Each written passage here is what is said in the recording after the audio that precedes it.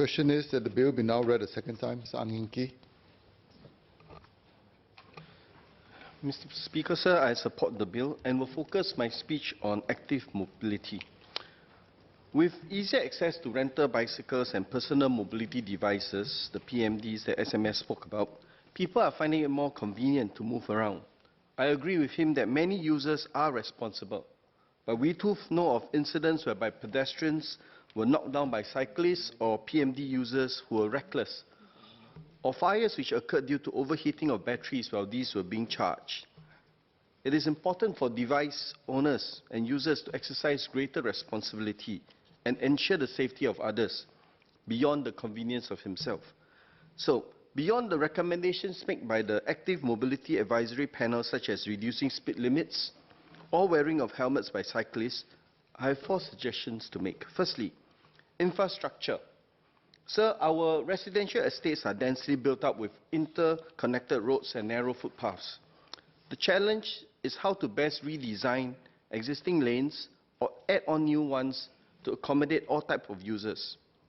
It also includes erecting more signages and clearer warning signs where it is either prohibited to use certain devices or where restrictions exist. In this regard, I'm pleased that at least in Ang Mo Kio town, we have received support from the MND to improve our town. We'll be adding more dedicated lanes for cyclists and PMD users. We'll be able to install clearer and standardized signages, expand existing footpaths, as well as cater for more parking facilities. I hope that soon, more such improvement will be made across the island. In this year's COS debate, I also asked the MOT to speed up the Silver Zone implementation so that more estates with elderly residents can have additional traffic calming measures. I'm glad that the 2 markets in my constituency will be revamped to be Silver Zone, and similarly, I hope MOT can implement more Silver Zones in more older estates sooner. With better designed roads and pavements, more traffic calming features, clearer signages, I think one part of the equation to have a safer and more pleasant commutes for everybody will be in place. Secondly, what about insurance and protection?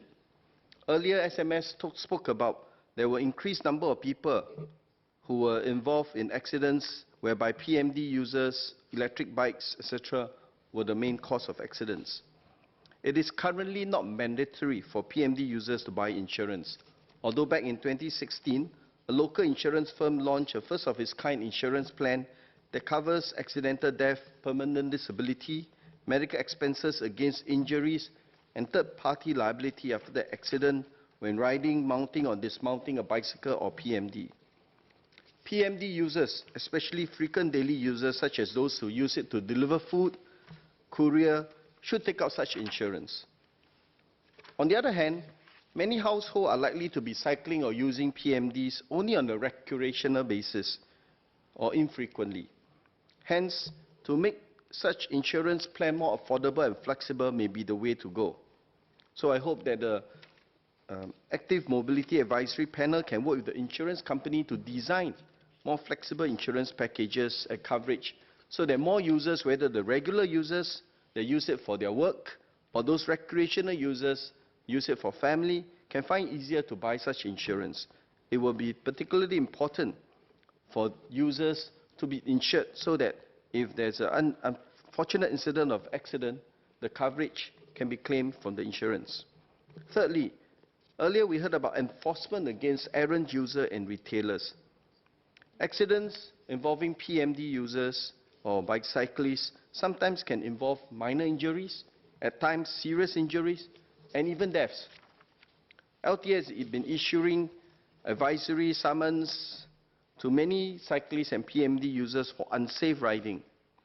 I think I want to commend them for their greater and more visible enforcement actions. It has helped to highlight the importance of people who need to obey and have proper riding behavior, rather than those who are errant in their behavior. On the other hand, we also hear of efforts against errant retailers of PMD and PABs who are not compliant. I think such operations by LTA and the traffic police are important and should be encouraged. Similarly, I would like to call upon LTA to offer a listing, more than just reputable sources of retailers, a listing whereby all users can go to knowing that any item that is sold will be one that is compliant. So beyond reputable sources, I hope SMS can work with the MOT or the LTA to give a listing to assure all consumers that any device they purchase in Singapore will be compliant. This will enable our users to have a peace of mind knowing that they have bought from retailers in Singapore that have complied with all the rules and regulations. Finally, on educating users and general public, the Safe Riding program is a useful approach to educate not only the young, the old, and all users. I think this program can work closer with the traffic police, who similarly have other related programs. If both agencies can partner and pool their resources together, I'm quite sure the 9,000 or more users or commuters who will learn and benefit from such safe riding program will multifold in a shorter time period. So for a car-like society to take off, we need pedestrians, cyclists, PMD users, and drivers to have the right mindset when sharing public spaces, pavements, and roads. So beyond legislation and enforcement measure, what is of utmost importance is for every pedestrian, driver, or PMD user to be more considerate to other users while adhering to the rules and regulations of our roads. Thank you, sir.